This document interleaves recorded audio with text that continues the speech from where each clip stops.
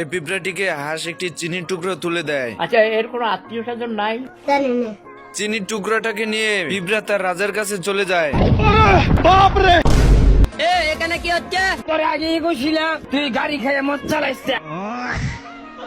চিনির টুকরো দেখে সব পিঁপড়া এক জায়গায় জড়ো হয়ে যায়। ঢোলের আওয়াজ পেয়ে সব পিঁপড়া এক জায়গায় জড়ো হয়ে হাঁসের বাড়ির দিকে রওনা হয়। এদিকে হাঁস পিঁপড়াকে চিনি দিয়ে চিন্তায় পড়ে যায়, কারণ পিঁপড়া তার দলবল সহকারে হাঁসের বাড়িতে চিনি নেওয়ার জন্য চলে আসবে।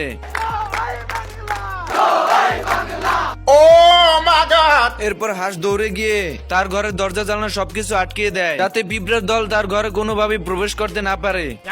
এরপর সব দরজা জানালা আটকিয়ে খাবার দাবার লুকিয়ে জানালার সামনে চলে আসে বাইরে পিঁপড়া আছে কিনা তা দেখার জন্য। বন্ধুরা, ভিডিওটি ভালো লাগলে অবশ্যই লাইক কমেন্ট শেয়ার করে দিও, আর পার্ট 2 দেখতে অবশ্যই কমেন্ট বক্সে জানাবে। না বেটা, হইলো বেটা।